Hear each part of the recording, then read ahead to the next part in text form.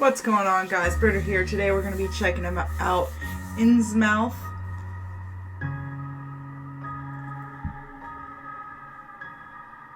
What's going on, guys? Britta here. Today we're going to be checking them out. The Innsmouth Case game. The developers were kind enough to send me this game for free, so we're going to check it out, see what's going on here. We're going to turn the volume down a little bit, text speed up, and how do I go back home? Okay. New game. We are fans of the strange world of Innsmouth, but we recognize the problematic benefits of H.P. Lovecraft. This game has been produced by a group of people who believe in inclusion and equality.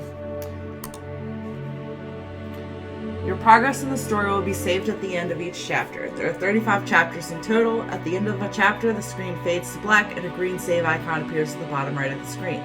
We recommend you always end the game after such a save point to make sure none of your progress is lost. If you play a chapter a second time, press escape to skip text and go to the next decision. Boston 21st, September. The last rays of sunshine filter through the blinds of your empty office. The pathetic stench of whiskey, cold cigarette smoke, and canned ravioli fills the air. The screeching tires and constant beeping of car horns out there on the street tell you that it's gone 8 p.m. People are on their way home, finishing their day. You should join them. You decide to stay at your desk. Your day was long and frustrating. You are running out of ideas on how to handle the calls of people who want money from you. A cold shiver runs down your spine as you flick through a pile of unpaid bills. On the top of the pile is a reminder from your landlady. You're 2 months behind on the rent. The next one is a 3-figure invoice from a games company for in-app purchases. You tried to claim them as business expenses in your last investigation, but somehow your client refused to pay. Then there's the second reminder from your internet provider, threatening to cut off your connection. You might take legal action because without the internet you can't work or live. You really need to a little fresh air. You jerk open the blinds. Amongst the dust, the last rays of light shine into your eyes like a laser sight in a spy flick. It takes a few seconds for your eyes to adjust. Your gaze settles on the Horns and Hooves pub across the street. How many simple jobs this dive has given you. Jealous wives whose husbands you had to spy on. All you had to do was lie in wait at the window and take pictures of them coming out of the dirtiest hole in town. You close the window before you see anyone you know. You breathe a deep sigh. It may not have been a successful day, but at least it's over.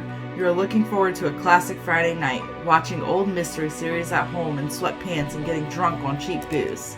Since the early afternoon, you have been staring at the foreboding bottle of liquor at the other end of the room. Up until now, a vague sense of professionalism has kept you from drinking yourself into oblivion. Now nothing stands in the way. Suddenly, you hear someone at the door. Who is it? The door slowly cracks open with a timid creak. The unknown guest pauses. Then, in a breathy and melodic tone, you hear a woman utter, "Hello?" Your insides cramp. You suddenly realize that you haven't cleaned your office at all this year. You quickly try to clean up. "Wait a minute, wait," you shout in a pitch that is at least 2 octaves higher than intended. There's no time to pick up all the crumpled pieces of paper on the floor. You gaze across the total mess on your desk. A weird, undefinable crust has formed on the wood. You've never noticed that before. You try to hide it by putting some unpaid bills over them. They get stuck immediately. Nice. By the light of the desk lamp, you now see more than a silhouette. A breathtaking woman lights up your office. No doubt older than 40, maybe even 50, hard to say. Clad in black, a skin-tight dress culminating in a décolleté that seems to defy the laws of gravity. A smoky eyeshadow, as dark as algae washed ashore. Blonde, coiffed, wavy hair under a dark beret. The faint light of the setting sun catches in the strands of her hair, and you wonder how many heads this woman must have turned during her prime. She's completely different from your usual customers. Nervous bankers with sweat stains under their armpits, convinced their wives have something going on with the mailman. Every move she makes is calculated grace. Smooth as an eel, she walks towards you and sits down on the corner of your desk. Determined, she walks towards you and sits down on the corner of your desk. Which is a little bold. Without asking you first, but as a professional, you're not going to say not giving anything away. She seems to want to play the seductive dazzle and distress. The quiet, amused voice of your subconscious is pleased that this stranger may be sharing your enthusiasm for film noir cliches. A far louder voice is surprised that this woman seems to think that a sexy pose and revealing clothes could win you over, and both voices agree that they don't like being manipulated. You don't think that the stranger perched on your table is trying to recover from a hard-working day as a lingerie model, and therefore you see no logical reason for her behavior. When she begins to speak, her voice is smoky and full of promise. My name is Dahlia Marsh. I'm looking for a private investigator. I was told you are one of the best. She extends her hand. You've come to the right place, lady. What can I do for you? You sit back in your chair and fold your hands over your stomach. The woman seems a little irritated that her provocative behavior seems to have had no effect on you. She moves from the edge of the desk and sits down on the chair opposite you. Yes, She clears her throat. As she continues to speak, the smoky seductiveness creeps back into her voice. My name is Dahlia. I need help. Ask for more details. It's about my daughter Tabitha. She has disappeared. You're pulling out paper and pencil. This is going to be a walk in the park. A walk in the kidnapped kids' park. Well, when did you last see her and where? The woman puts on a fake smile. We live in Innsmouth. It's a small port town north of Arkham. You frown. This is a bit vague. What was your child doing when you last saw her? What hobbies does she have? Oh, you know, kid stuff. They just run around and, play with their yo-yos, that sort of thing. Dahlia nervously combs her hand through her hair. Does your daughter have any friends she might be staying with? Classmates, sports club members, anything like that? Dahlia silently shakes her head. Very strange. You're about to ask if the girl at least had imaginary friends, but you hold back. Dahlia nervously combs her hands through her hair. What does your daughter look like? She's only 8 and the sweetest girl you can imagine. She's been missing without a trace since last week. None of her schoolmates have seen her, and no one knows where she might have gone. She hands you a photo. Look, this is my little munchkin.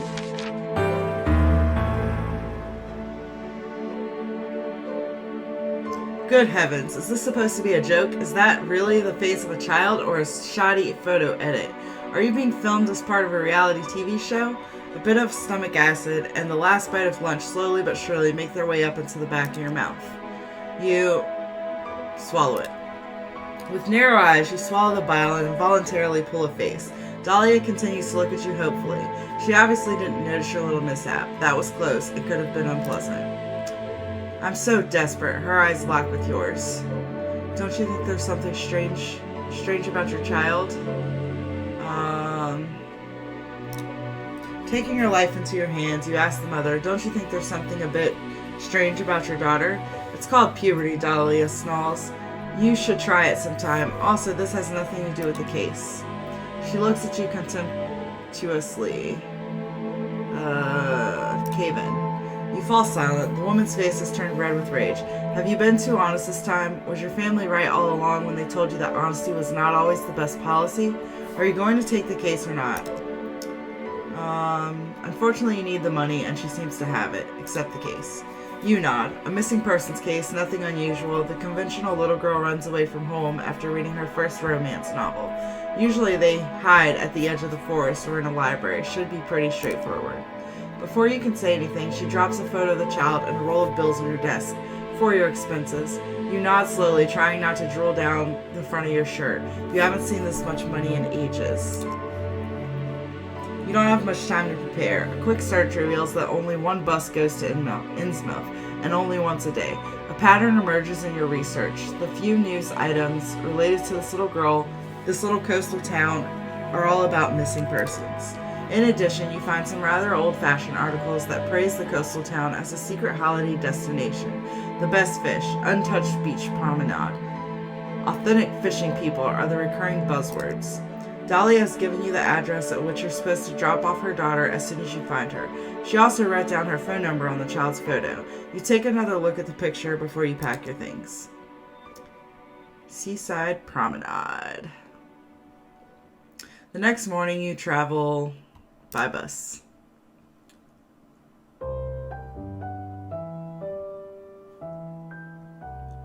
Your journey begins at a busy bus station. There is supposed to be a bus line that departs from here to Innsmouth. Buses, you think to yourself, are not only an environmentally friendly means of transportation, they're also easy on your wallet. Sadly, the departure boards aren't of much help. New York, Maine, Rhode Island, no trace of Innsmouth as a destination. You wander around for a while until you notice a cleaner eating a sandwich on the side of one of the vending machines. You look around, talk to the cleaner. Excuse me, where can I find a bus to Inns? Without letting go of his sandwich, the cleaner points to an abandoned counter in the dingiest corner that a public bus station could be capable of. The man gives you a nod, indicating that anything that can be said has indeed been said. You find that the counter is elaborately decorated with cobwebs. It's a bit early for Halloween preparations, but at least someone's made an effort. At the moment, nobody seems to be there. You press your face against the plastic window to peer into the room behind. Hello? Hello, is anyone there? I have to go to Innsmouth. No one there. Suddenly out of nowhere, a bus ticket appears on the counter. Might the trip be free? Just take the ticket. Yoink. In all likelihood, the ticket was already on the counter and you simply hadn't noticed it before. Someone must have paid and just left it there. This is what you tell yourself while you are looking for the departure gate with the ticket in your hand. Where's this bus hiding? In between the polished greyhounds and travelers stowing their luggage, saying goodbye and dropping tiredly into their seats, there's a kind of dumpster. A dumpster with windows and wheels? No, it's actually a bus. It's a bit on the rusty side, and even from a distance you sense the strange smell it emits. Is that sulfur? You're not convinced how this thing is supposed to drive. In its vicinity, everything is noticeably quieter than at the other bus stops. The people getting on show no sign of emotion. Nobody is trying to jump the queue here. Instead, the passengers move past the bus driver at a uniform speed, one after the other. Shuffling up the creaking steps, each two-seater bench is occupied by individuals as if they want to make sure not to come in contact with their fellow passengers. The sign clearly says Innsmouth. No departure times, no stopovers, just Innsmouth. Undecided, you're standing on the stairs of the bus. Show your ticket. You hand the driver the ticket. No reaction. At least you can't make out a reaction. The lighting is poor and the shadow of the dusty driver's cap covers almost his entire face. You notice something strange on his neck, but you can't quite make out what it might be. You're standing in the door waiting for an okay, a nod, anything. The sulfur odor has increased. A queue has formed behind you, but no one is pushing or complaining. The people wait quietly and patiently. Just keep walking. You shuffle sideways through the center aisle. You don't remember the bus looking this long from the outside. You are surrounded by shabby two-seater benches, and some are already occupied. One traveler per row. The last bench is free. Looks like the upholstery's torn in some places, though. Or has it been slit open? You can see springs with sharp wire edges, and some sticky liquid seems to have leaked onto the floor. Why didn't you just sit down in one of the free rows? Here in the back, almost everything is occupied. Most of the passengers seem to have purposely sat down in the aisle seats, blocking off the window seats. Maybe this is an opportunity to get a little closer to the common Innsmouth visitor. You gaze across the row of seats. Sit down with someone. As a nonconformist, you join one of the passengers in a double seat. Since only one man was so considerate as to sit at the window, your options are limited anyway. As far as you can tell, the man is a haggard figure with barely any luggage. The hood of the gray jumper pulled far onto his face, the man looks out onto the street as if something very important is happening there that requires his attention. Is this seat taken? You ask politely. He turns his head and gives you a brief once-over. Without saying a word, he turns away again. Sit down anyway. Alright, that wasn't a no either. You sit down and regret it instantly. The smell of sulfur is now overpowered by something else. Something that smells like it's been in the sun for too long. You're trying to catch a glimpse of what's under that hoodie. Does this person have a genetic defect? Is he malnourished? You're not sure exactly where the problem might be, but you're trying to stay professional. You awkwardly stare at the headrest of the person in front of you. Talk to the stranger next to you. This is a chance to get some inside information. Play the tourist. You clear your throat before you speak, twitching with a slight tremor. The man turns to you. Excuse me, I'm visiting Innsmouth for the first time. Do you happen to come from there? A twitch is all you get. Maybe you should get right to the point. Mention the missing girl. You clear your throat once more. Your seat neighbor turns to you in a slow motion. Excuse me, I'm a private detective, and I'm going to Innsmouth for a job. You pause for dramatic effect. Mentioning your profession usually impresses people, and their eyes grow large with surprise. The Innsmouth gentleman also has big glassy eyes, but it seems to be more of a medical problem. You fish the photo of the missing girl from the inside of your pocket of your coat. Tabitha Marsh has been missing for a few days. I think she may be hiding with friends. Have you seen her? He looks at the Polaroid photo, then slowly shakes his head. Dead end. You put the photo back in the inside pocket of your jacket. The small talk has been gruelingly slow, so you decide to let it go. This ride is taking forever. The bus leaves the country road and turns off at a wooden sign that says Innsmouth in red flaky letters. The journey continues rather bumpily along a narrow dirt road littered with numerous potholes. In the distance, some houses are already visible, seagulls circling the roofs of the outermost edge of the city. Slowly, all passengers take their bags out from under the seats and get ready. Curious, you look through the side window. That's odd. The bus passes by a huge... What is this? A scrapyard? Parking lot? Why would something like this be here, right outside the city? You pass another wooden sign whose half-peeled writing advertises the Innsmouth Park and ride area. A lot of cars look like they've been sitting here for years. Sand covers some of the bonnets and windscreens. The front door of the bus opens with a squeak, and you join the monotonous line of locals stepping out of the bus as if in a daze. Almost walking in step, you all get closer to the exit. As you walk down the steps, you have to protect your eyes from the sunlight. Turns out the windows of the bus were tinted. The other passengers shuffle off. Alright, that's the end of the second chapter. I'm going to go ahead and end the episode here. But you guys let me know in the comments. Do you want to return to the menu?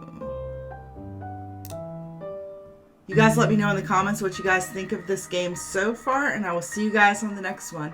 Thanks for hanging out. Bye!